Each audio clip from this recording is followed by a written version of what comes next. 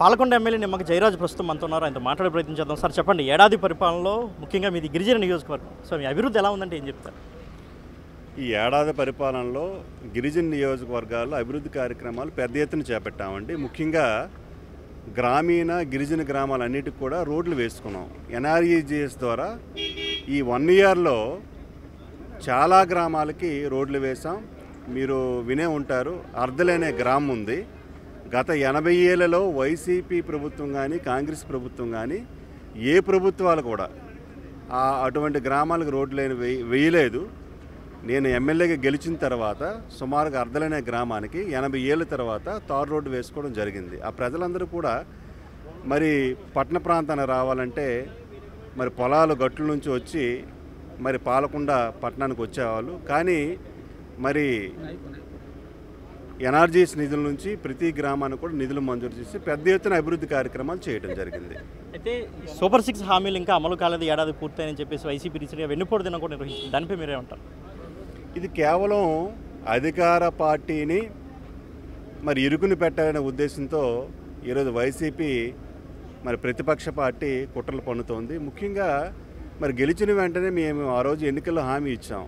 పెన్షన్లో ఏదైతే మనం 4,000 రూపాయలు ఇస్తామని చెప్పామో గెలిచిన వెంటనే ఆ 4,000 రూపాయలు ఇచ్చాం.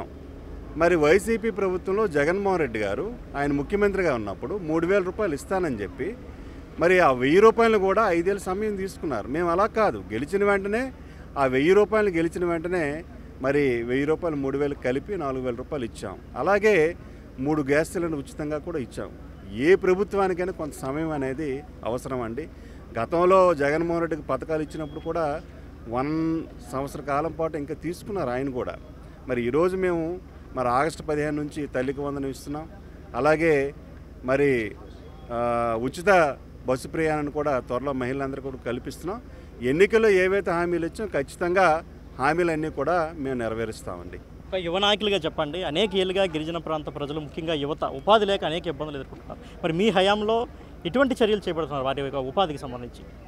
గౌరవ ముఖ్యమంత్రి గారు చంద్రబాబు నాయుడు గారు, అలాగే ఉప ముఖ్యమంత్రి గారు పవన్ కళ్యాణ్ గారు ప్రత్యేకంగా గిరిజన ప్రాంతాల్లో దృష్టి పెట్టడం జరిగిందండి. ముఖ్యంగా మీరు ఈ మధ్యన చూసే ఉంటారు, ప్రతి నియోజకవర్గానికి ఏపీఐఏసీ ద్వారా మరి ఎంఎస్ఎంఈ పార్కుల్ని నెలకొల్పుతామని చెప్పారు. మా నియోజకవర్గంలో కూడా ఈ మధ్యనే ఎంఎస్ఎంఈ పార్కును కూడా ప్రారంభించాం. ముఖ్యంగా గిరిజన యువతి యువకులందరికీ కూడా ఎవరైతే నిరుద్యోగ యువతి యువకులు ఉంటారో వాళ్ళందరికీ కూడా మరి ఉపాధి అవకాశాలు కల్పించాలనే ఉద్దేశంతో ఏపీఐఏసీ పార్క్స్ కూడా మేము అభివృద్ధి చేసాం. ఖచ్చితంగా నిరుద్యోగ యువకులకు ఎవరికైతే ఉద్యోగాలు రానటువంటి నిరుద్యోగ యువత ఉంటారో వాళ్ళందరికీ కూడా వ్యాపార అవకాశాలను కూడా నియోజకవర్గ పరిధిలోనే మరి గౌరవ ముఖ్యమంత్రి గారు చంద్రబాబు నాయుడు గారు, ఉప ముఖ్యమంత్రి గారు పవన్ కళ్యాణ్ గారు ఖచ్చితంగా కల్పిస్తున్నారు.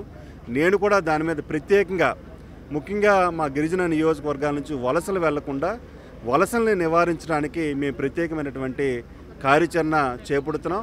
వలసలు ఆపాలనే ఉద్దేశంతో ముఖ్యంగా ఏదైతే మరి ఇండస్ట్రీస్ పెడుతున్నామో, అంటే మీడియం స్కేల్ ఇండస్ట్రీస్ పెడుతున్నామో దాంతోపాటుగా వాళ్ళ సబ్సిడీగా ఎవరైతే వాళ్ళకు కూడా ఉపాధి కల్పించడానికి మేము పెద్ద ఎత్తున మేము ప్రయత్నం చేస్తున్నామండి. గిరిజన ప్రాంతమైనటువంటి మన్యం జిల్లాలో పెద్ద ఎత్తున టూరిజం డెవలప్ చేయొచ్చని స్వయంగా పవన్ కళ్యాణ్ చెప్పడం జరిగింది. సో దానికి సంబంధించి ఎటువంటి చర్యలు చేపట్టారు టూరిజానికి సంబంధించి? ఆల్రెడీ మేము పార్క్స్ని కూడా డెవలప్ చేస్తున్నామండి. ముఖ్యంగా ఉదాహరణకి ఏవైతే ట్యాంక్స్ ఉన్నాయో ముఖ్యంగా వాటర్ ఫాల్స్ ఎక్కువగా ఉంటాయి.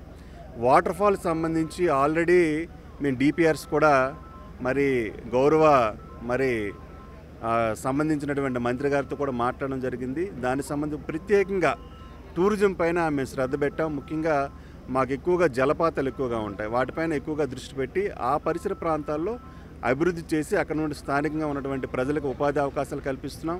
అలాగే ఎక్కువగా టూరిజం ఎక్కువ అట్రాక్ట్ చేస్తే మరి ఇండైరెక్ట్గా డైరెక్ట్గా ఉపాధి అవకాశాలు ఎక్కువగా దొరుకుతాయి. కాబట్టి ఎక్కువగా మేము టూరిజం పైన దృష్టి పెట్టి దాన్ని డెవలప్ చేస్తున్నామండి. థ్యాంక్ యూ అండి. సో ఇది అటు కూటమి ప్రభుత్వంలో పాలకొండ నియోజకవర్గాన్ని గొప్పగా అభివృద్ధి చేస్తున్నాం. ముఖ్యంగా గిరిజన ప్రాంతం కాబట్టి ఆ టూరిజాన్ని అదేవిధంగా పారిశ్రామిక కూడా అంతా అభివృద్ధి చేస్తున్నామని ఎమ్మెల్యే నిమ్మక జయరాజ్ మనతో చెప్తున్నారు. కెమెరామెన్ హరీష్తో Shivashankar, Big TV, Vizianagaram. For more videos like this, subscribe Big TV channel.